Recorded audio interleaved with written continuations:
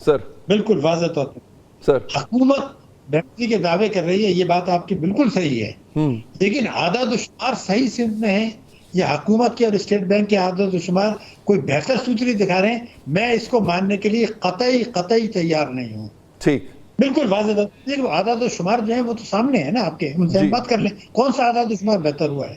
پاکستان کی معیشت کو، پاکستان کی سلامتی کو، پاکستان کی جغرافیائی سرحدوں کو، پاکستان کے جغرافیائی جو ہے جو جوہری پروگرام کو سنگین ترین خطرات لاحق ہیں جو روز بروز جو ہیں بڑھتے جا رہے ہیں.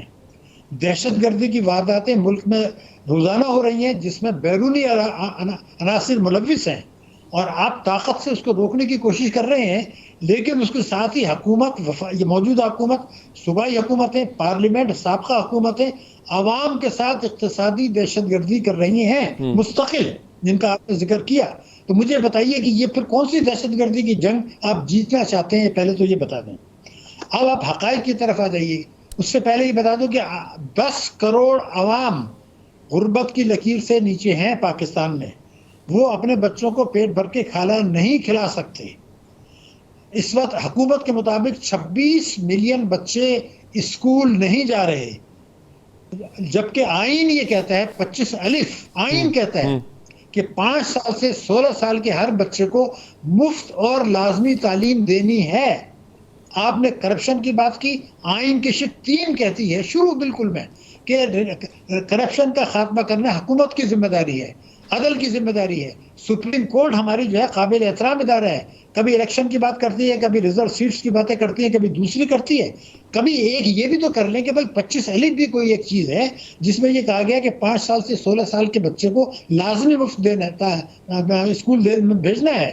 یہ تو 2080 تک بھی نہیں جائیں گے.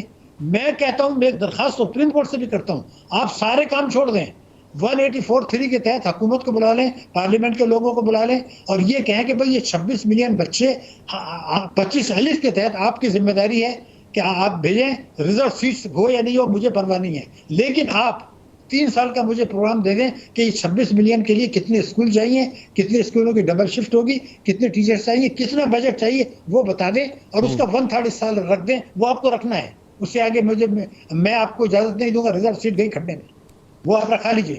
اس کے بعد ان سے کہیں سپریم کورٹ خود 184(3) کے تحت کہ جناب یہ تو 26 کا ہو گیا، علاج معالجے کا تینوں پارٹیوں نے کہا ہے 2.5% کریں گے، وہ آپ رکھ دیجئے. اس کے بعد قرضوں پہ جو سود رکھنا ہے وہ آپ رکھ دیجئے، ہمیں دینا ہے، ہمیں دفاع کے لیے ضرورت ہے وہ رکھ دیجئے. اس کے بعد ان سے کہیں جو آپ اخراجات کرنا چاہتے ہیں اس کی رقم رکھ دیجئے، وہ ٹوٹل کر لیں. اس میں سے 5,000 کہیں بجٹ خسارہ ہوگا، مان لیا. باقی رقم آپ نے ٹیکسوں میں وصول کرنی ہے عوام پر بوجھ ڈالے بغیر. اور یہ کوئی بڑا کام اس لیے نہیں ہے کہ پوری قوم، یہ دیکھیں نا اشرافیہ کی معیشت ہے.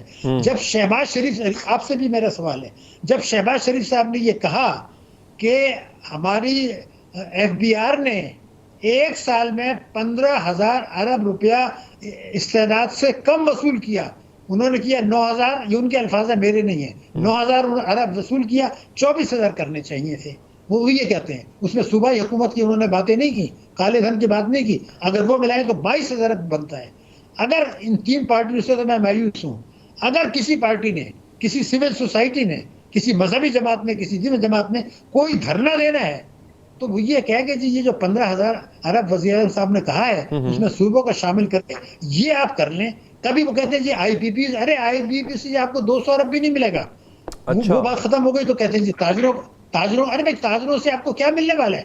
آپ تو یہ کہیں کہ یہ 15,000 یا 22,000 ارب پورے پاکستان کا جو ہے یہ آپ وصول کریں، GST کو کم کریں. یہ تو کس سے وصول کریں؟ تنخواہ دار طبقے سے وصول کریں؟ پہلے ان سے تو لے رہے ہیں تو تاجر ہی بچ جاتے ہیں نا سر پیچھے. تاجروں سے تو وصول کرنا ہے پھر جو بقیہ رقم. نہیں جناب، ان سے بہت معمولی رقم آ رہی ہے، میں آپ کو بتا رہا ہوں. دیکھیے ایگریکلچر سے آپ کو مل رہا ہے 2.5، میری گزارش سن لیں، میں تو ریسرچ کے بعد بات کرتا ہوں، ہوا میں کرتا نہیں. اسی لیے سیکھ رہے ہیں. ہمارا ایگریکلچر جس کا معیشت میں حصہ 24% ہے، وہ دے رہے ہیں آپ کو 2.5 ارب روپیہ، اور تنخواہ دار دوبارے آپ جیسے لوگ یہ دے رہے ہیں 375 ارب روپیہ. تو یہ جو ریٹائرڈ لوگ سرکاری ملازمین اور ملازمین ہیں وہ جو شام کو بیٹھ کے واٹس ایپ کرتے رہتے ہیں، ایک پارٹی کی میسج دوسری پارٹی کی میسج، وہ کبھی یہ نہیں کہتے کہ بھئی میں 375 سر میں آپ کو یہاں روکنا چاہوں گا، ایک دفعہ دوبارہ دہرا دیجیے گا، ایک دفعہ پلیز. 24% کی معیشت کا حصہ رکھتی ہے زراعت، وہ کتنا دے رہی ہے اور تنخواہ دار کتنا دے رہا ہے سر؟ 2.5 ارب روپیہ تقریباً، یعنی 3 ارب سے کم ایگریکلچر سیکٹر جس کا معیشت میں حصہ ہے وہ دے رہے ہیں 3 ارب روپے سے کم. اوکے. اور یہ تنخواہ معصوم بیچارے یہ 375 ارب روپے دے رہے ہیں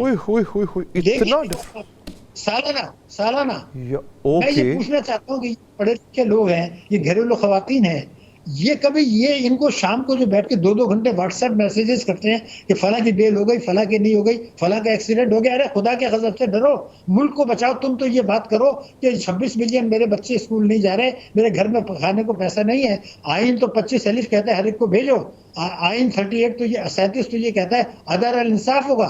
یہ تو آپ کرپشن کی آخری سمت پہ جا رہے ہیں. میں ایک بات آپ کو یہ بتانا کیوں چاہ رہا ہوں، یہ بتا دیں.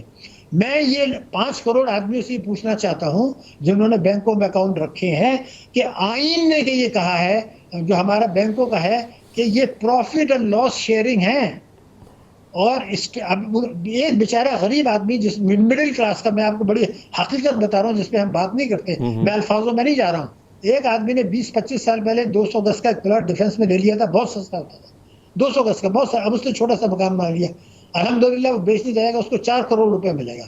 اب وہ 4 کروڑ روپے اگر بینک میں رکھ دے، ایمانداری کا پیسہ ہے اس کا جائز، آپ کو پتا ہے اس کو کتنا ٹیکس دینا پڑے گا؟ 45%. ارے بھائی ایک آدمی نے مکان بیچ کے 45% اس کے منافع پہ ٹیکس، جو چوری ڈاکے کا ہے اس کو ایمنسٹی پہ 6% ٹیکس.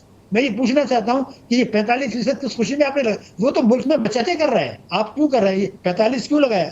یہ کہہ رہے ہیں بیوقوف آدمی کو کہ تم بینکوں میں پیسہ مت رکھو، اس کو ڈالر بنا لو، وہاں پر تمہیں بچت ہو جائے گی، ڈالر بناؤ، پیسہ باہر بھیج دو. آپ تو اپنی ملکی بچتیں گرا رہے ہیں. 15,000 ارب روپے جب ٹیکس کی وصولی کم ہو رہی ہے، ہمارے ملک میں جو بچتیں ہوتی تھیں جی ڈی پی کے تناسب سے، اس میں 10,000 ارب روپے کی کمی ہو گئی ہے. تیسری بات میں آپ کو بتا دوں، آنکھیں کھل لیجیے، 6 مہینے کے اندر بینکوں نے 5,000 ارب روپے حکومت کو قرضہ دیا ہے، جو ان کا کام نہیں تھا.